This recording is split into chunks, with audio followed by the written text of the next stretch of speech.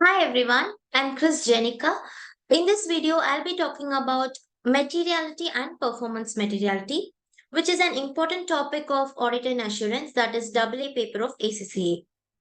So basically, when you're into AA paper, you would know what is materiality, but there arises a confusion of what is performance materiality, how is it related to materiality, what's the difference, why do we need performance materiality when you actually have a materiality in place, and what are the advantages of having a performance materiality, right?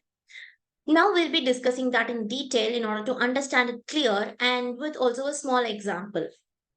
Okay, so I'll start this with materiality first. So let me share my screen. Okay, so what is materiality basically? Materiality is nothing but a matter of judgment. So a matter is called to be material if its omission or misstatement could have an influence on the economic decisions that the users make out of the audit report. How will you calculate this materiality? Basically, materiality can be based on the amount for financial statements or based on the nature. Nature, the examples could be related party transactions. I'll provide a separate lecture on related party transactions. But here in this video, we'll be looking at materiality by amount for financial statements. So, as this involves all the calculations based on benchmarks, right? So, if you are going to calculate your materiality by amount for financial statements, you normally have few criterias on which you can base your materiality calculation. How will you take that? So, these are the three benchmarks: 0.5% to 1% of revenue, 1 to 2% of total assets, and 5 to 10% of profit, which means your transaction that you consider could be material, if it's going to exceed this particular limit of your revenue or this particular limit of your total assets or 5 to 10% of profit, then it is called to be material. Why you have calculated your material amount? If a transaction is said to be material, you will have to perform some audit procedures on that, right? For example, if you have chosen this revenue as your benchmark, out of this three, it is up to you. Based on the business, you could choose the criteria which you're going to actually use for calculating your materiality. For example, you have chosen revenue as the criteria against which your materiality could be calculated, then you will use this 0.5% to 1% benchmark. If the transaction that you have selected for calculation of your materiality exceeds the 0.5 to 1%, then it is called to be material. And on that material transaction amount, you will have to perform your audit procedures. So, this is the basic concept of materiality. Now, moving forward, we'll take an example. A company is going to audit X company. So, X company is going to be A company's client, audit client, right? Now, once you have accepted the audit engagement, what is the first thing that you will perform? So, after all the engagement process and all it's complete, you have signed the engagement letter, then you will have to know what is the extent to which you're going to perform your audit procedures. So, how to know the extent to which you're going to do the audit procedures is first you will carry out the testing on internal controls. So, internal controls are normally the controls for all the processes and procedures that are operating within the company. It has to be to an appropriate level. If it is going to be deficient, then internal controls are not in place within the company, then you will have to perform more of audit procedures because there is a deficiency within the controls of the organization, right? Now you have performed the test of controls. So, what is the procedure you will be performing in order to know controls are there in place or not? You will be performing a test of controls within the process of processes and procedures within the organization. Now you have performed your test of controls. You have come to a conclusion where internal controls are good within the company, that is your client company, which means the risk of material misstatements. What is risk of material misstatements? It is the inherent risk and the control risk. So your risk of material misstatements is lower because internal controls are at a good position within the organization, that is your client company. So the risk of material misstatements that could arise on transactions is also low. Thus, you know two things now. Your internal controls are good and your risk of material misstatement is low. Now, what you will decide? You have to decide the materiality. Why we are going to decide the materiality? Because you need to know the extent to which you can actually do your audit procedures. Now you will come to a conclusion. For example, now we saw risk of material misstatement is going to be low, right? When your risk of material misstatement is low, you can take the higher benchmark of your materiality level because your risk of material misstatements are low. The extent to which your material transaction will be can also be low. So that is the assumption why you're going to take the higher criteria of your benchmark.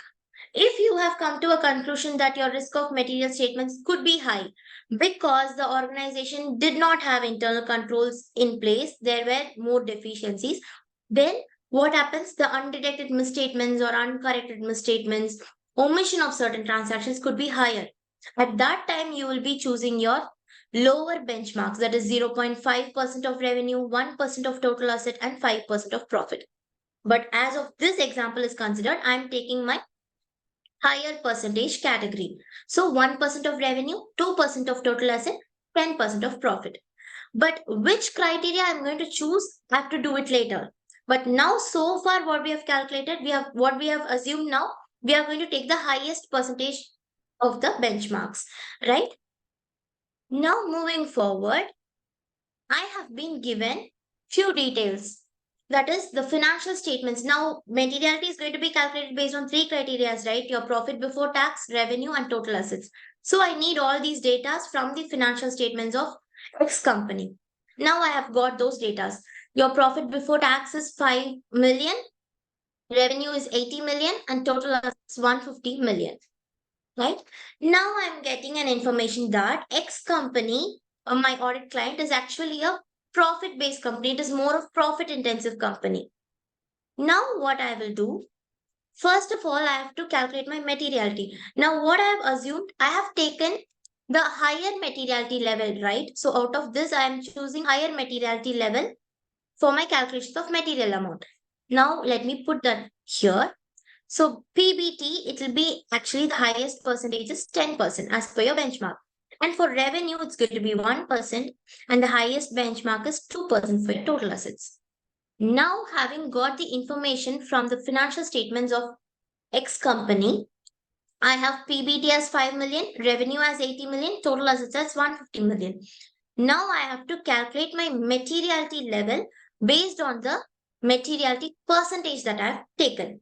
Now, for your PBT, what was the PBT? Profit before tax for X company was around 5 million. Now let me take PBT will be 500,000, 10% of 5 lakhs.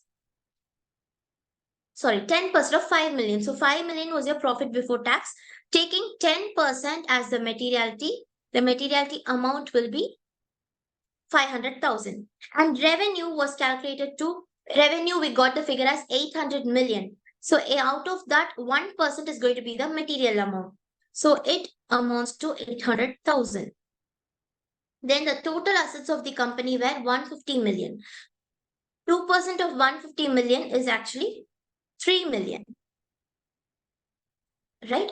So these are the materiality amounts now I have calculated based on the highest benchmark that I have taken. Now, considering X company is a profit making company, I have to decide based on which criteria I'm going to perform this materiality actually for this company, right? Now, as it's going to be a profit making company, the best criteria that I could choose will be profit before tax. Now, tell me what will be the materiality amount that I've chosen? It will be 5 lakhs. So, I will be performing my materiality based on this 5 lakh amount, that is profit before tax. So I have chosen PBT as my criteria, right? Now we'll move forward. I hope it was clear till now. Then now you have got three transactions. I'm just taking three transactions for this example. So now you have three transactions. You have to find out which are the material amounts here. And why are we finding out the material amounts? We have to perform our audit procedures for the material amounts, right? Now there are three transactions. First transaction amounting to 6 lakhs. These were all incurred by X company. So first transaction amounts to 6 lakhs, sorry, 600,000. Second transaction 250,000 and third transaction 270,000. Now tell me which of these amounts you can directly tell it is going to be material. What was the materiality that we found?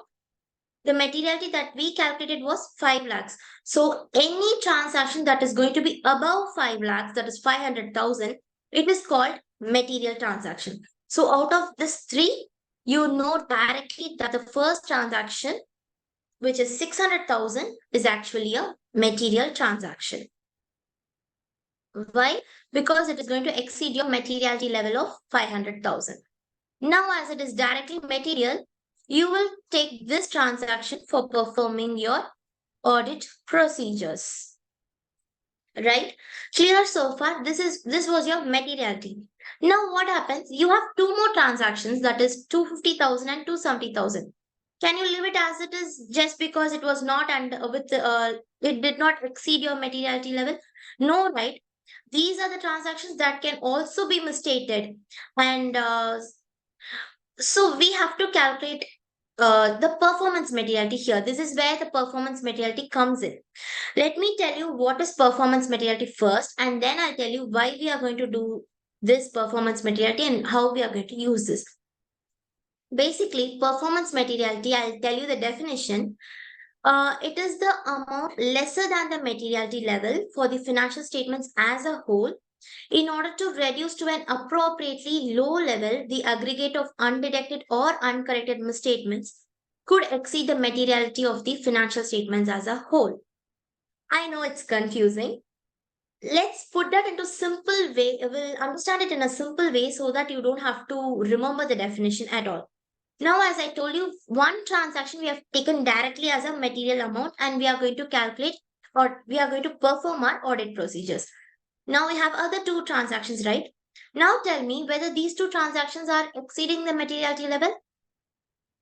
No. If we take this separately, the answer is no, because 250,000 is lesser than 500,000 of your materiality level, and 270,000 also individually it's going to be lower than your materiality level. Thus, these are immaterial amounts based on your materiality concept.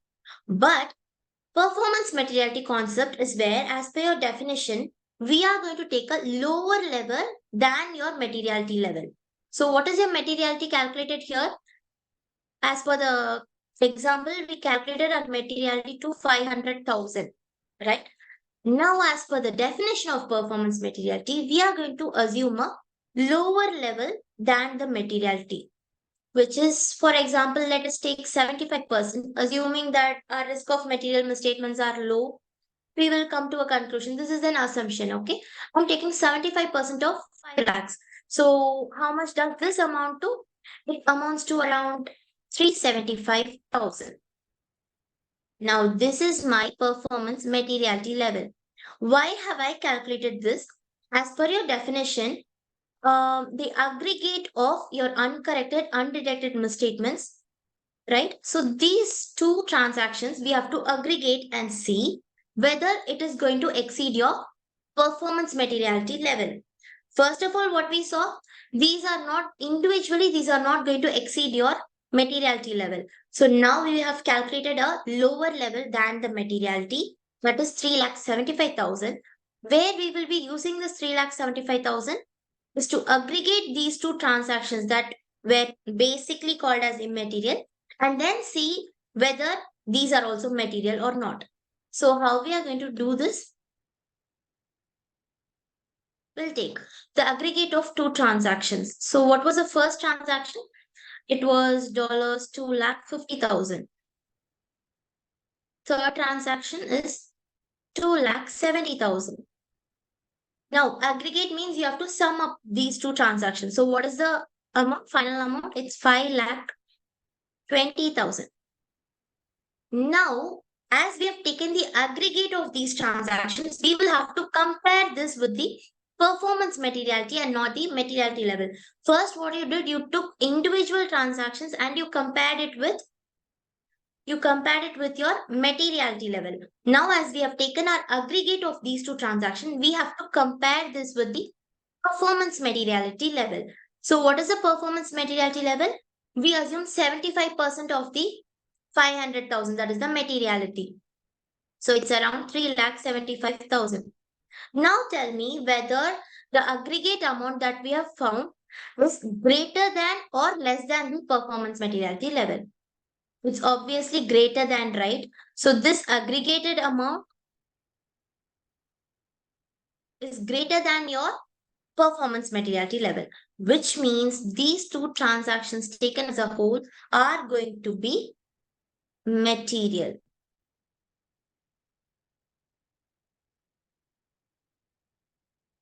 So what we are going to do now, we will be performing our audit procedures on both these transactions as well.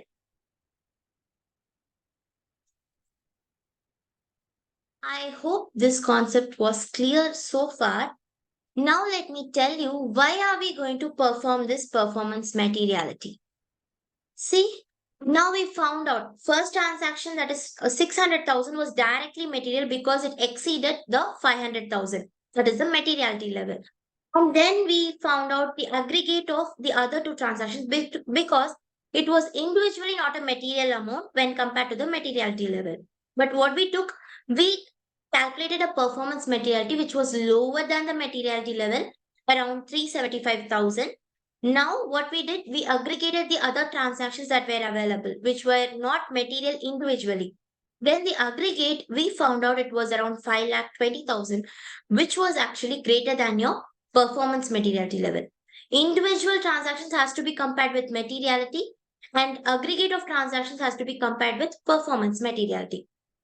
Now we have come to a conclusion that all the three transactions, as per the materiality and performance materiality, we got the conclusion that we are going to perform audit procedures on all the three transactions. So why are we actually doing this?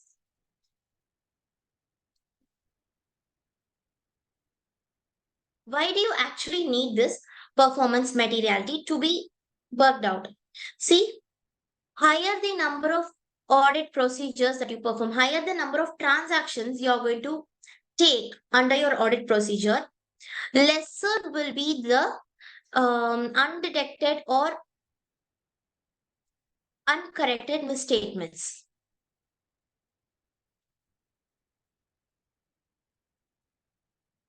Okay, so the higher the number of transactions you're going to include into your audit procedures, you will be performing more of audit procedures on many transactions. So higher the number of audit procedures you perform for the higher number of transactions, lower will be your undetected misstatements. And what will be the obvious impact on that? Higher will be the reliability. So higher the audit procedures performed, lesser will be the undetected misstatements, and higher will be the reliability of the financial statements, right? So that is the reason why we are going to use our performance materiality to include different transactions which were not individually material but in aggregate are concluded as material, and then we will be performing audit procedures for many transactions, right? Now there can be a question. If there here in our example it was only three transactions. Now what if I'm going to have thousands of transactions? Material amounts were less directly individually, but then when I aggregated different number of transactions, I have concluded around thousands of transactions being material based on the performance materiality. Now, should I have to perform audit procedures on all these 1,000 transactions? The answer will be no. It is not obvious that you can complete audit procedures for all the 1,000 transactions, right? Now, you can take sample basis. On a sample basis, you can choose the transactions and then you can perform the audit procedures. Right now, I think my video would have been helpful for you for understanding the difference between materiality, performance materiality, how you can calculate both, and the basis of both. and yeah, the need for performance materiality as well. So hope this video was useful. Share it with your friends and subscribe to my channel for more videos. Thank you.